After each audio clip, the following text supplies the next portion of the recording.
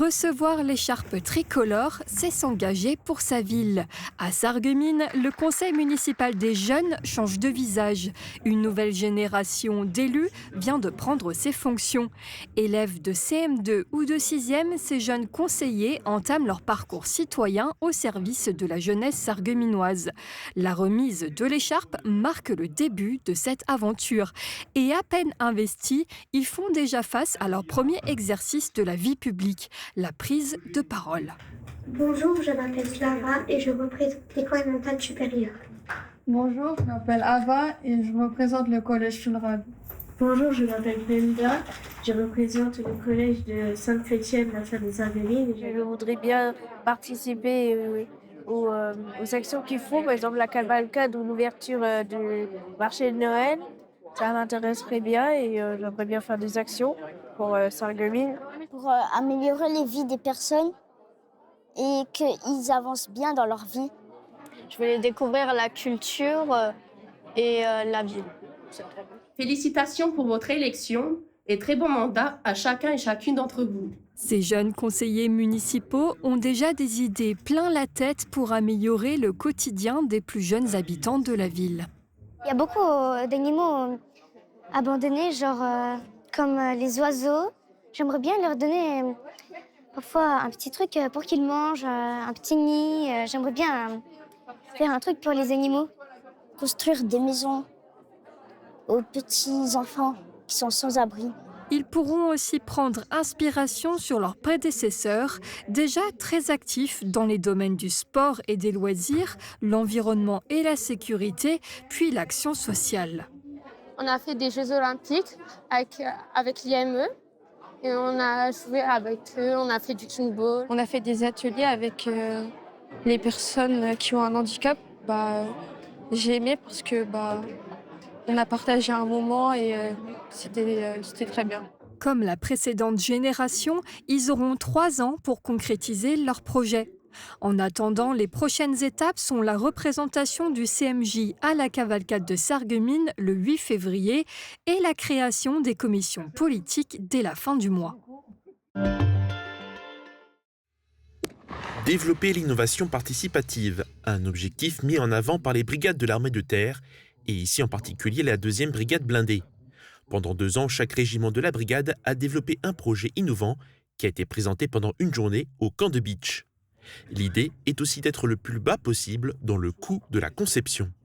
Certains prototypes seront amenés à être industrialisés. Et d'aller le plus loin possible dans le développement de ces prototypes pour un jour arriver à une maturité et à une vraie arme ou à une vraie capacité que l'on utilisera en opération. Il y a bien sûr la base industrielle, il y a les états-majors, mais il y a aussi la force des hommes et des femmes de la brigade qui sont capables d'apporter des idées et de développer de nouvelles capacités. Pendant cette journée, il y a eu plusieurs démonstrations.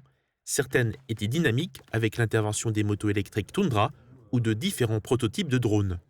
L'un d'eux, le drone Temara, est une des innovations majeures portées entre autres par le 12e régiment de cuirassiers. C'est un drone de frappe, un drone d'attaque qui, une fois qu'une cible est désignée, va se porter à proximité de la cible pour faire exploser sa charge sur commande pour détruire cette cible. Alors, le projet Temara, c'est un projet de munitions piloté par immersion qui a la particularité d'être piloté via fibre optique. C'est-à-dire que les commandes passent uniquement par la fibre optique et pas par ondes radio, ce qui permet d'être résistant à la guerre électronique. D'autres projets étaient présentés sur différents stands.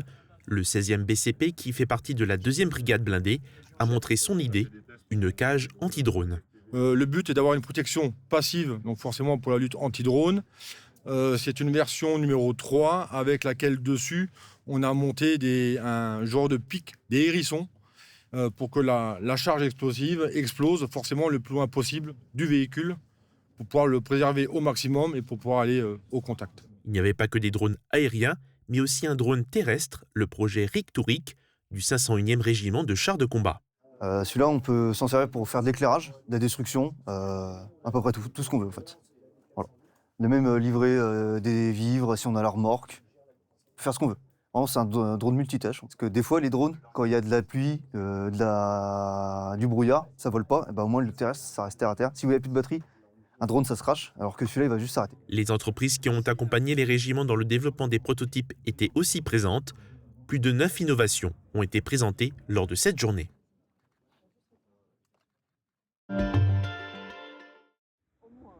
Ce sera bientôt l'enseigne Intermarché qui reprendra 2 magasins Colruyt du secteur. En raison de difficultés économiques, l'enseigne belge se retire du marché français et ferme les 105 magasins présents en France. 100 magasins vont être rachetés par plusieurs distributeurs différents, dont les magasins de Dibelin et Puttelange-au-Lac. Les 2 supermarchés Colruyt fermeront leurs portes le mardi 24 février et seront rachetés par le groupement Les Mousquetaires le 28 février. Avec un budget de plus de 2 millions d'euros pour les 2 magasins, des travaux d'environ 7 semaines seront entrepris. Les rayons boucherie traditionnels des 2 points de vente seront maintenus.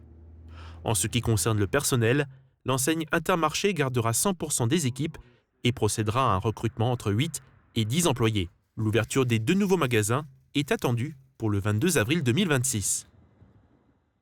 Ils sont conscients qu'ici, sur ce territoire, on a des savoir-faire, on a des opportunités pour faire des métiers à la fois passionnants et qui sont vraiment porteurs d'avenir.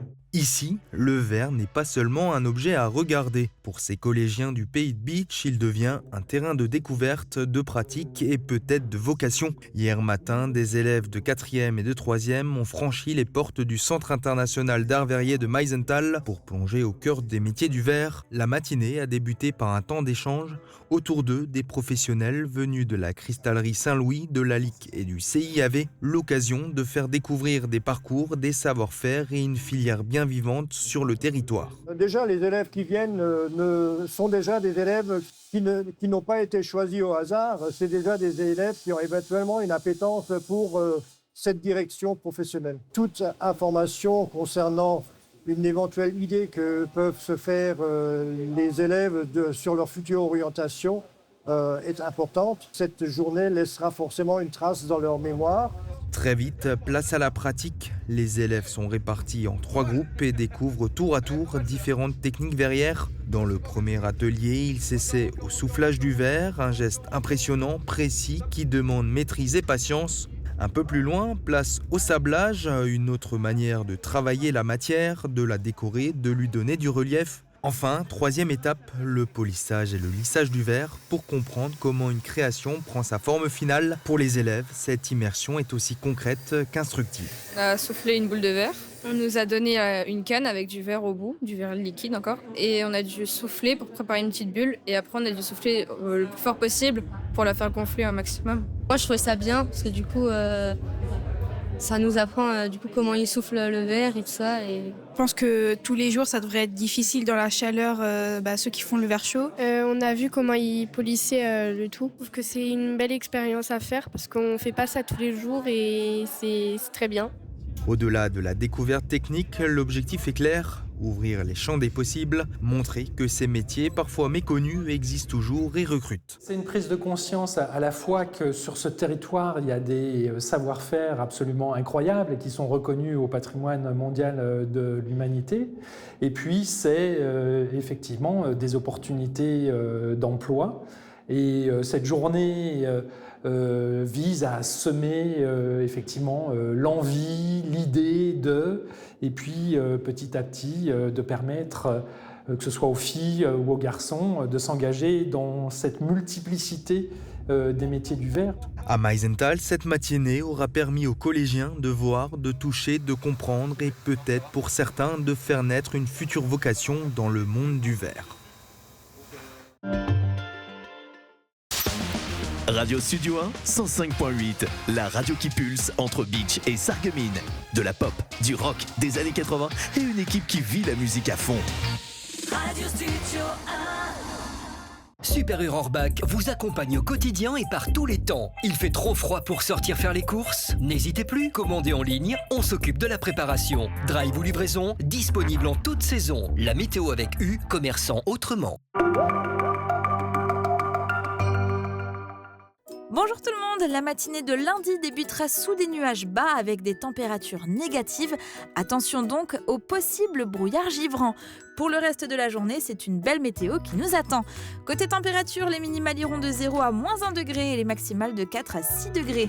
Demain, nous fêtons les Marius et il fera jour de 8h21 à 17h10. Nous gagnerons 2 minutes de soleil. Passez tous encore une belle journée et un excellent week-end.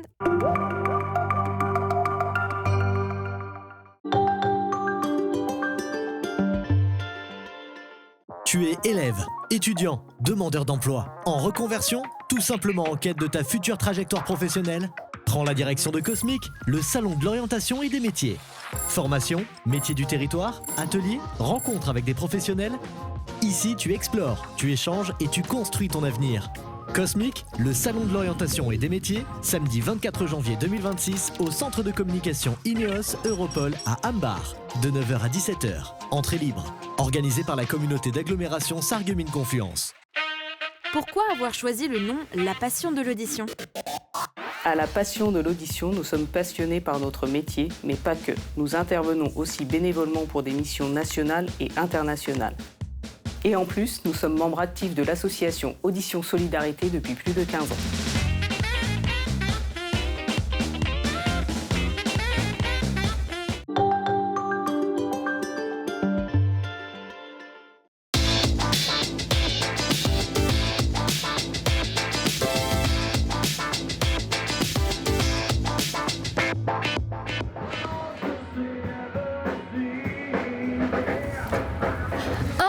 Je vous avais pas vu. Bonjour à tous. Hallo zusammen. C'est vrai, aujourd'hui, on a rendez-vous pour la première de l'année, l'émission Grenzenlos. Et aujourd'hui, justement, je vous ai préparé une belle playlist, une émission 100% culturelle avec des belles idées de sortie ici dans notre région transfrontalière. C'est l'occasion ou jamais de découvrir de nouveaux talents artistiques ici dans notre région. Alors, vous savez quoi? Ne tardons pas. Le temps n'est pas avec nous. Alors, allons tout de suite à l'intérieur, nous réchauffer un peu les cœurs et découvrir un petit peu plus ces talents régionaux. On y est los. Pour les amoureux du théâtre, direction le Staatstheater. Sur la scène actuellement, un illustre personnage a fait son apparition, Napoléon. Rencontre avec Sébastien Jacobi, l'un des 5 interprètes de ce personnage et metteur en scène franco-allemand. Il nous parlera de son parcours, de son attachement à ce lieu et à une programmation franco-allemande. À quelques pas de là, la relève se prépare. Focus sur le jeune club de théâtre franco-allemand, un espace ludique et créatif pour les ados passionnés par le jeu d'acteur. Que serait donc votre playlist en 2026 sans une belle touche musicale? Rencontre avec le groupe Honey Quick qui a propulsé la carrière d'une batteuse française. Nous irons également à la découverte du studio Dreissig, pilier de la scène musicale en Sarre. Enfin, direction Homburg pour découvrir un métier devenu rare par chez nous. Verena Ochelka est vitrailliste. Elle nous partage son savoir-faire précieux dans notre région transfrontalière.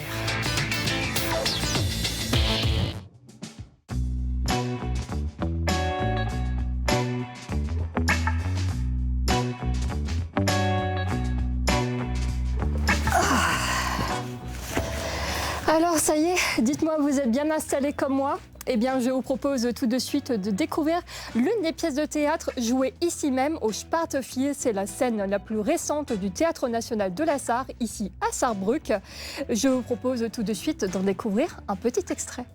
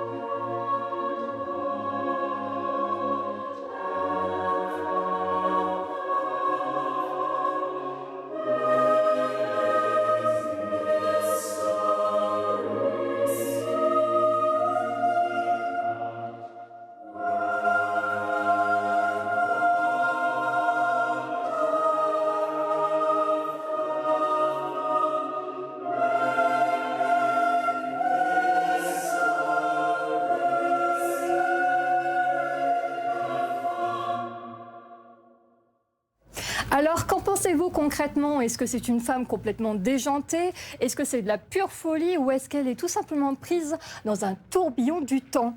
Eh bien, allons voir ça tout de suite avec un expert en la matière, ici au Spartevier. Il s'agit de Sébastien Jacobi, metteur en scène franco-allemand. Allons tout de suite à sa rencontre. Bonjour, monsieur Jacobi. Bonjour. Merci d'être parmi nous ici dans l'émission Grenzenlos. Merci d'être invité. Donc, vous avez mis en scène donc, cette pièce qui s'appelle donc, en allemand Lucy 4,6 Milliarden Jahre. Ouais. Vous, quand vous avez tout simplement entendu parler pour la première fois de cette pièce et aussi contribué à la réalisation de ce trailer, quelle sensation ça vous a procuré finalement? Tout d'abord, il faut savoir que c'est la première montée en langue allemande. C'est pas moi qui a fait la traduction, mais donc c'était, oui, quand on fait ça la première fois, on a toujours une responsabilité pour le texte. Et le texte, il est quand même très très complexe. Et on l'a fait comme monologue. Et pour en faire un monologue, il faut quand même avoir des idées pour la scène, comment réaliser. Et donc, j'ai tout de suite décidé de prendre beaucoup de films dedans, de vidéos, parce que quand on lit la pièce, c'est un peu comme un film. Pour moi, dès le début, c'était un peu... Au fait, c'était un super film. Alors, on a filmé beaucoup. Et après, on a monté ça ensemble.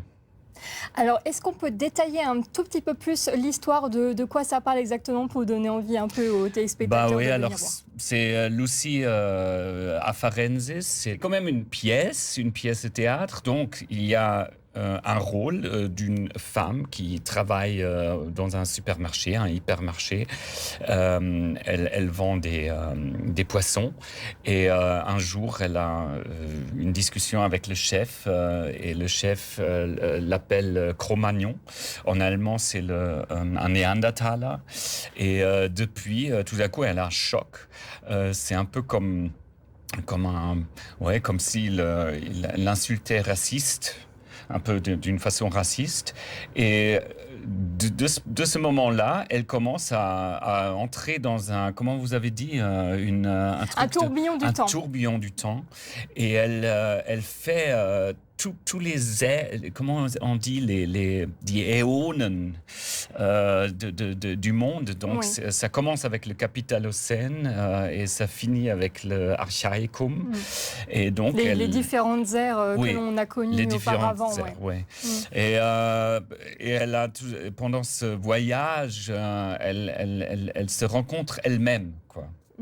Donc je veux pas raconter plus? Non, parce que sinon on n'a pas de surprise après, donc c'est un petit peu dommage. En tout cas, c'est un texte très politique, très très très très bien. Très poétique aussi. Oui.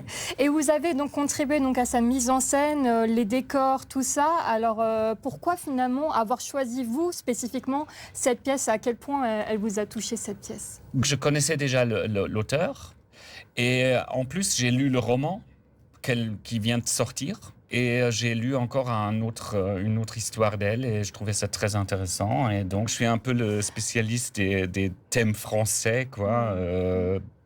Donc, j'avais envie de faire ça et j'adore travailler avec les médias aussi, le mix des médias. Et donc, je trouvais que c'était une bonne chose. Et vous avez étudié donc l'art dramatique à Francfort-sur-le-Main et c'est ici la 5e fois que vous venez pour mettre en scène une pièce de théâtre. Dann sagen Sie mir dann bitte auf Deutsch, wie ist diese Zusammenarbeit mit dem Staatstheater überhaupt entstanden? Also da ich eben von Haus aus Schauspieler bin und ich die damalige Schauspieldirektorin von einer anderen Arbeit kannte in Frankfurt, die ist hier Schauspieldirektorin geworden und hat mich gefragt, ob ich hier nach Saarbrücken kommen will als Schauspieler. Und gleichzeitig hatte ich aber schon ganz viele Stücke inszeniert und eigene Projekte gemacht und auch Übersetzungen. Und dann habe ich gesagt, ja, cool, ich komme nach Saarbrücken, weil es ist direkt in der Nähe von Frankreich, das interessiert mich und ich mache das aber nur, wenn ich hier auch meine Projekte machen kann. Und das mache ich jetzt eben regelmäßig. Und ich generiere meistens immer selber Stücke. Also ich habe zuletzt jetzt Victor Hugo, Der Mann, der lacht, L'Homme qui rit gemacht. Ich habe Gabriel von Georges Sand, das wurde 180 Jahre lang gar nicht gespielt und überhaupt gar nicht auf Deutsch. Das gab es gar nicht, die Übersetzung. Da habe ich dann also selber die Übersetzung gemacht und habe dafür gesorgt, dass wir die erste deutschsprachige Aufführung sind hier nach 180 Jahren von Georges Sand. Das war eine ganz, ganz wichtige Arbeit für mich und jetzt eben dann Gwendoline Soublin, auch wieder als Stück, was eigentlich den ersten Preis gewonnen hat beim letzten Festival Primeur. Et oui, maintenant je monte parfois des pièces ici et sinon je joue comme acteur maintenant, Napoléon. Für wen hab ich das getan? Pourquoi? Für dich! Pour moi? Non. Weil ich wichtige Leute um mich herum in einen Zirkel bringen will. Und für wen hab ich das getan? Für dich! J'allais rebondir là-dessus puisque la grande première va avoir lieu donc ce week-end, donc le 16 janvier. Est-ce que vous pouvez nous en parler un petit peu plus concrètement de cette pièce? C'est un projet gigantesque. On est 5 Napoléons. Moi, j'ai je dirais le Napoléon le plus intéressant parce que non c'est intéressant à jouer, j'aime bien le jouer parce que je suis le Napoléon qui va se couronner lui-même. Müsst ihr die Tore der Stadt kontrollieren? Keiner darf rein oder heraus. Die Zeit rum. Sie bestimmen, was gedruckt werden soll, was nicht. Wir sind nicht dazu da, die öffentliche Meinung zu erörtern, sondern zu lecken.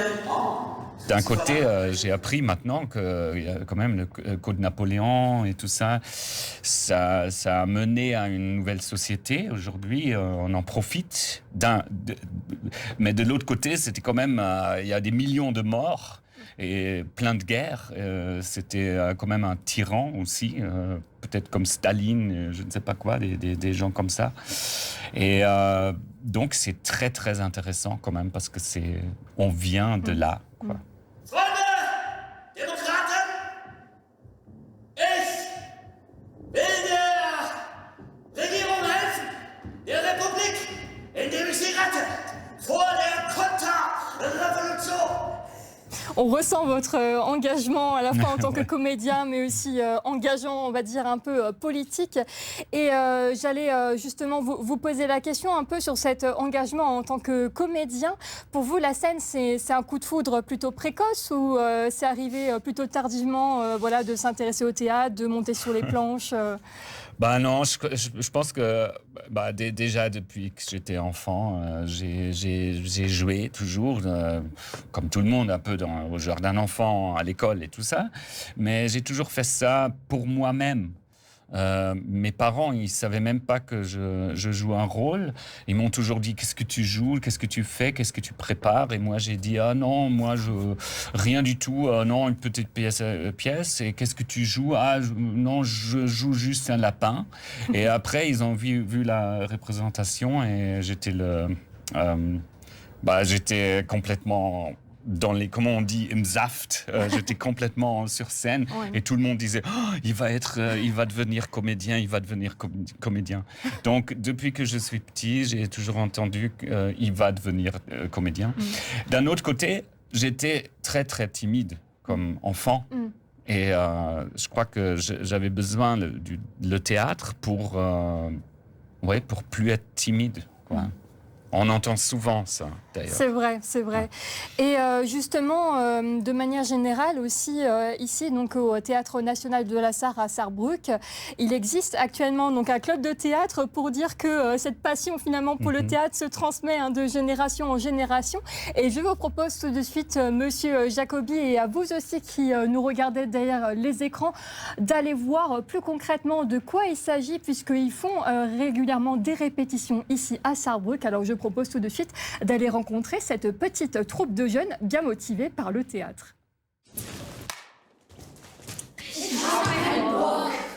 Mercredi 16h, les élèves du club de théâtre franco-allemand sont en pleine répétition. Chaque semaine, ils sont 13 jeunes, français et allemands, entre 10 et 14 ans, à se retrouver au Théâtre National de la Sarre à Sarrebruck. Cela fait 2 ans que ce club a été fondé.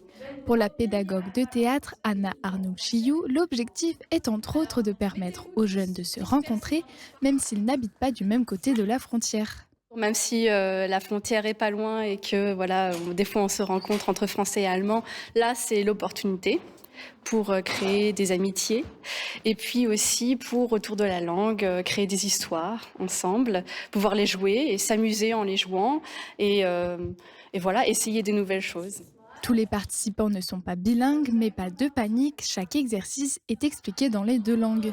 Et tout petit, ganz, ganz klein. Ça va être drôle. Wie ein Geheimnis comme un secret.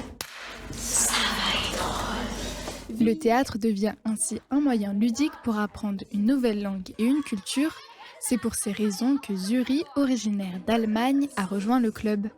Also ich habe mich schon immer sehr viel für Schauspiel und Theater interessiert und ich habe schon länger mal so etwas gesucht, wo ich das dann auch mal machen kann. Und als ich dann hiervon erfahren habe, dass es so einen deutsch-französischen Club gibt, habe ich mich dann auch hier angemeldet, weil erstmal kann ich dann meine Kreativität ausleben und hier Spaß haben und ich kann auch mal ein bisschen Französisch lernen. Also ja, es macht mir hier sehr viel Spaß.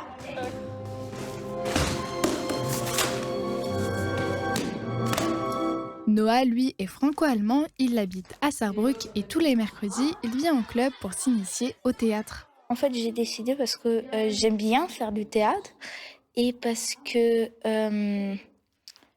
quand on fait du théâtre, après on peut exprimer vraiment ce qu'on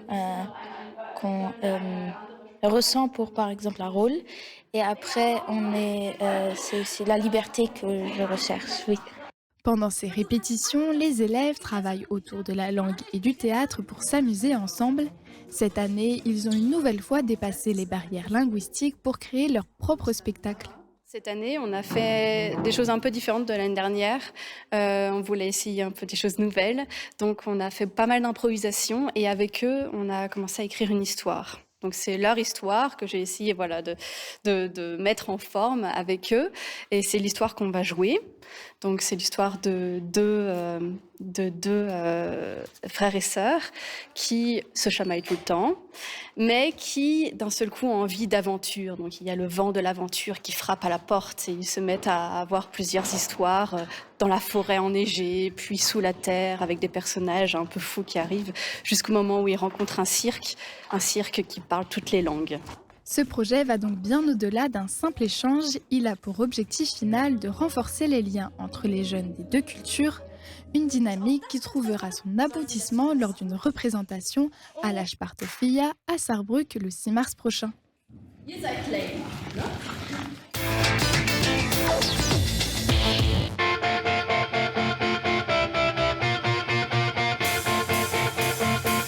Poursuivons tout de suite notre petite balade en quête des meilleures scènes culturelles ici à Sarrebruck.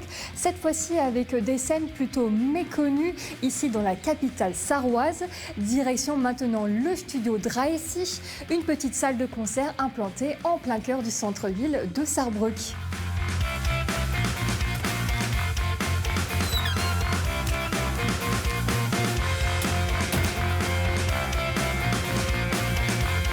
Et pour nous accueillir ici même au Studio 30, c'est Sebastian Biba qui nous reçoit. Bonjour, hallo. Bonjour. Vielen Dank, dass Sie mit dabei sind. Ja, das freut mich. Sagen Sie mir, hier heißt der Konzertsaal Studio 30. Hat das irgendwelche Bedeutung? Ja, genau. Also die Bedeutung Studio 30 ist angelehnt an das Studio 54 in New York und leitet sich von unserer Hausnummer draußen ab. Und ja, es ist so, dass wir am Anfang das Konzept hatten, dass wir ein Live-Recording anbieten für Bands, die dann hier spielen. Die Konzerte sollen mitgeschnitten werden. Und dieses Konzept haben wir tatsächlich jetzt im kommenden Jahr auch vor, weiter umzusetzen mit neuer Aufnahmetechnik, so dass es auch Live-Produktionen auf YouTube geben wird. Und auch während Corona hatten wir Livestreams gemacht mit Bands, die dann eben für das Internet gespielt haben. Okay, ja. Das heißt, hier werden nicht nur Musik gespielt, sozusagen mit verschiedenen Lokalbands und Regionalbands, sondern auch tatsächlich Konzerte aufgenommen? Genau, also wir hatten jetzt einige Aufnahmen, auch unsere große Jahresabschlussveranstaltung mit Lumbematz ist hier aufgezeichnet worden und es gibt auch bereits auf YouTube einige Videos von hier auf unserem YouTube-Channel. Der Regen, tief in der Nacht, ich spür dein Herz. Und ich sehe mal, hier ist es relativ klein und relativ intim sozusagen. Ja. Man fühlt sich sehr nah hier an der Bühne und den Künstlern sozusagen. Ist das auch von Ihnen gewollt? Genau, also das ist genau das, was wir mit unserer Arbeit hier machen wollen. Wir wollen die Bühne direkt ins Publikum bringen, die Leute nah an die Künstler und den direkten Austausch zwischen Künstler und Publikum eben ermöglichen. Okay, und ich glaube, es gibt sogar 2 Bühnen, oder? Genau, also die andere Bühne ist unten im Keller und dort veranstalten wir hauptsächlich Disco-Veranstaltungen, aber ab und an auch Poetry Slams und Konzerte. Ist es was Neues jetzt im Studio 30, Poetry Slam zu veranstalten?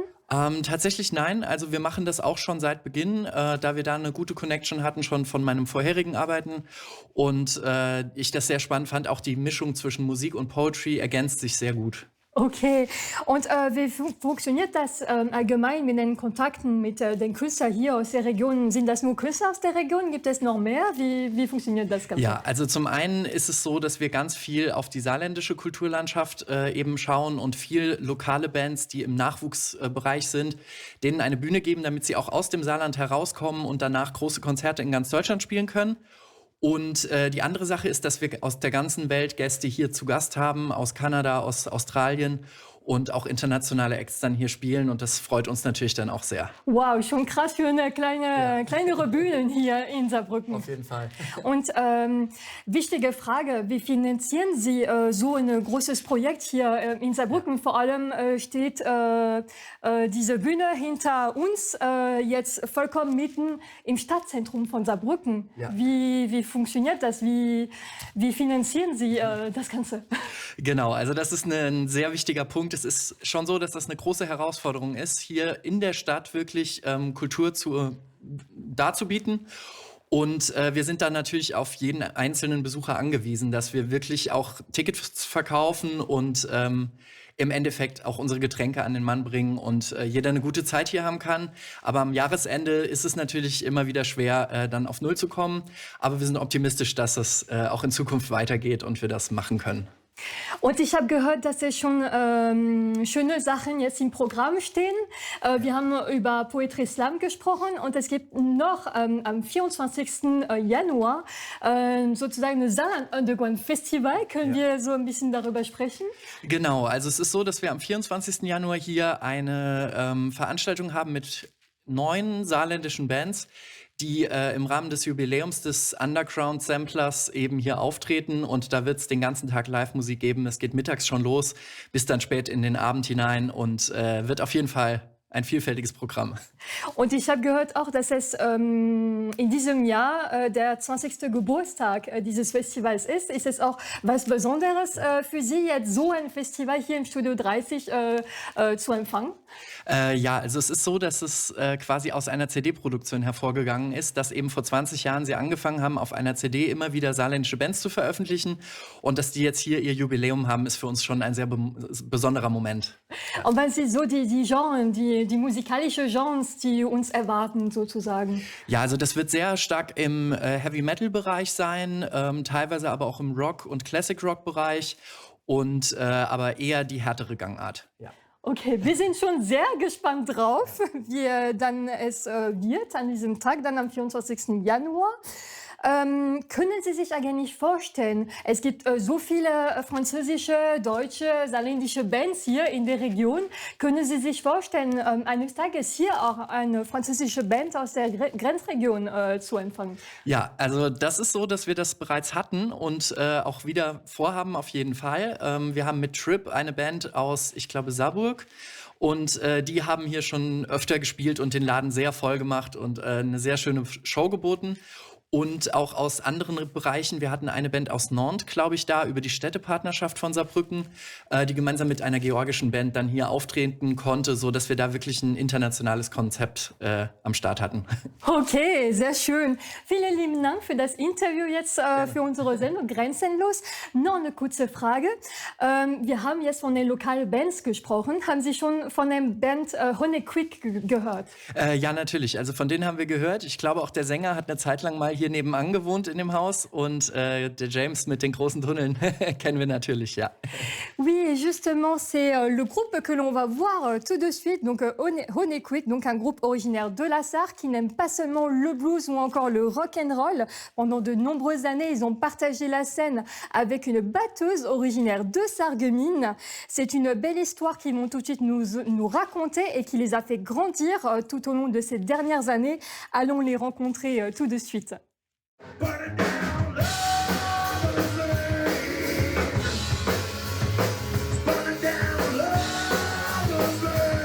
Une voix qui accroche, des regards complices et une envie de faire résonner les cymbales et les caisses. Voici les Honequick en pleine répétition. Depuis près de 15 ans, le groupe s'accorde entre compositions originales et quelques reprises. Un univers musical qui navigue entre le blues, le rock and roll et bien plus encore. Sie nennen uns gern Blues Rock. Für die, sage ich, Urblueser sind wir manchmal, glaube ich, zu hart, zu laut. Also wir sind schon eine Rockband, würde ich behaupten, mit vielen Blues-Einflüsse, auch ein bisschen Jazz-Einfluss, ein bisschen Metal manchmal. Des notes de musique composées avec Michael, le guitariste, Constantine à la basse et Martine derrière la batterie. À l'époque, l'actuel batteur fait un pas de côté pour se consacrer à un autre projet musical. La batterie est alors confiée à une musicienne française, Joanne Massin. C'est Michael qui m'a contacté via Messenger en me disant voilà, il avait entendu parler de moi et puis à l'époque il cherchait un nouveau batteur. Premier répète, j'ai bien galéré. Martin Donna est un super batteur qui est basé en Sarre et en fait j'étais loin d'être à son niveau techniquement. Donc déjà sur le plan musical, moi ça m'a obligée quelque part à me mettre au niveau de l'ancien batteur. Originaire de la région de Forbach, Joanne Massin va très vite prendre la relève du batteur Martin Donna.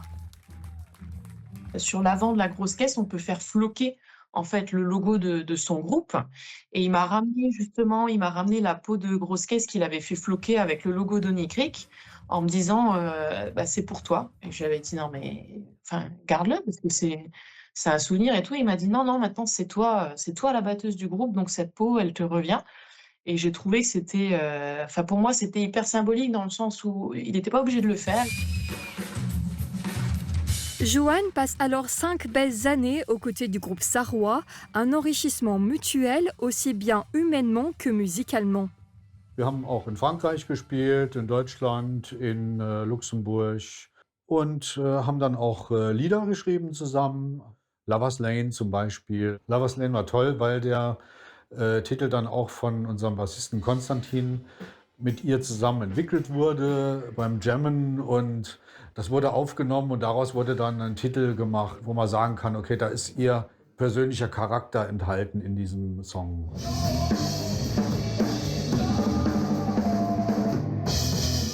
Encouragée par ses amis et fidèles musiciens, Joanne s'envole finalement pour la Suède dès 2024. Elle rejoint le groupe Thunder Mother.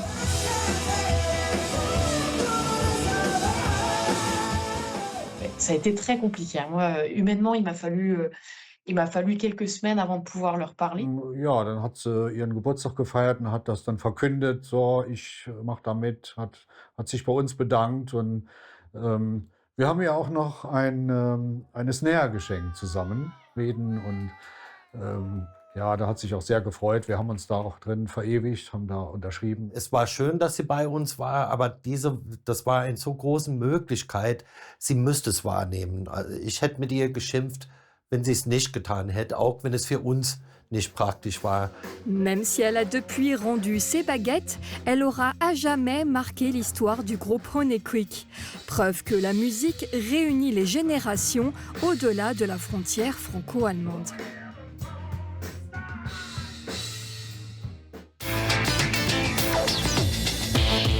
Poursuivons tout de suite notre découverte des artistes à travers notre région transfrontalière. Direction tout de suite la Rhénanie-Palatinat à la rencontre de Verena Ochelka, peintre sur verre et vitrailliste. Une pratique artisanale qui se fait de plus en plus rare ici dans notre région. Un artisanat, vous allez le voir, qui ne se limite pas aux simples vitraux d'église. Un métier passion qu'elle nous partage tout de suite dans l'émission Grenzenlos. Verena Ochelka dirige sa propre petite entreprise artisanale à Hombourg. Elle vit en Sarre depuis 2002, mais est originaire de Brandebourg. Nous l'avons laissé nous expliquer ce qui la passionne dans ce métier rare et exceptionnel. Also ich bin Glasmaler und Kunstglaser und ich mache Bleiverglasung, Tiffany-Verglasung. Also ich fertige selbst an nach Kundenwunsch. Ich mache Türfüllungen in bunt, ja, mit buntem Glas, mit einfarbigen Gläsern, also alles quer gemischt. Ich habe auch Kirchenfenster schon gemacht, hier in Beden in der Kirche. Avant cela, elle avait appris 2 autres métiers et est arrivée relativement tard dans le métier de verrier. À l'origine, elle avait commencé à graver du verre pour elle-même et avait rapidement pris plaisir à travailler ce matériau. Un client qui avait acheté 2 vitraux chez elle l'a invitée dans son atelier où elle a découvert le métier de peintre sur verre et verrier d'art. Das ist ein Lernberuf tatsächlich. Also ich bin Geselle in dem Beruf und musste nach Hadamar in die Glasfachschule dafür. Da hatten wir mal alle 3 Wochen, nicht alle 3 Wochen, einmal im Quartal hatten wir 3 Wochen Blockunterricht. Und da lernst du halt alles, was du brauchst, ja, mit Glasmalerei und den Bleiverglasungen, Glasschmelzen, alles, was du dazu benötigst. Einfach machst deine Prüfung ganz normal vor der Handwerkskammer und bist dann im besten Fall Geselle, wenn du bestanden hast, ja. D'une première idée naît peu à peu une véritable œuvre d'art en verre. Après l'entretien avec le client, le dessin est réalisé. Il est ensuite reproduit à l'échelle sur du papier gabarit et découpé en plusieurs pièces. Les morceaux de verre sont ensuite découpés avec précision grâce au gabarit. À la fin, souvent plus d'une centaine de pièces s'emboîtent comme un puzzle et sont assemblées pour former un vitrail au plomb. Selon l'usage, il sera scellé à l'ancienne ou intégré dans un double vitrage moderne, alliant tradition artisanale et technique contemporaine. Nous avons demandé à Verena ce qu'elle préfère dans ce processus. Das Verbleien tatsächlich. Also es bringt mich auch oft so an meine Grenzen, je nachdem, wie kompliziert das ist. Ich bin ja mal selbst dafür verantwortlich, was ich dann später verbleie. Es ist für mich immer eine Herausforderung. Ich mag es auch, herausgefordert zu werden, was das geht. Also ich will nicht nur 0815, nur gerade Sachen oder so. Also bei mir ist immer viel rund, viele Formen dabei. Ich mag das einfach lieber, was Rundes zu schaffen, als was Eckiges zu machen. Und oft ist es ein bisschen komplizierter von der Verbleierei, aber das macht am meisten Spaß tatsächlich, ja. Und wenn das dann halt fertig ist, dann ist das so eine Befriedigung, einfach so ein Stolz, den man halt hat, weil man das einfach geschafft hat, ja. Le plombage consiste à assembler les morceaux de verre pour former l'œuvre finale. On utilise des barres ou profils de plomb qui peuvent être pliés ou laissés droits selon les besoins. Ich habe jetzt nur mal ein kleines Stück von einem Bleiprofil, das sieht aus wie ein Haar und das ist immer beweglich, das kann man biegen und machen, wie man möchte, ja, man kann es auch gerade lassen. Und da werden rechts und links die Gläser halt eingefügt und dann das Blei auf einer gewissen Stelle abgeschnitten. Und dann setzt man das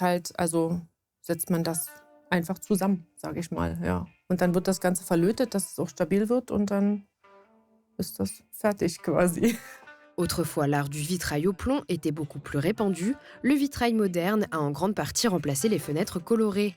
Beaucoup ignorent qu'il existe encore des professionnels capables de réparer de vieux vitraux ou d'en créer de nouveaux.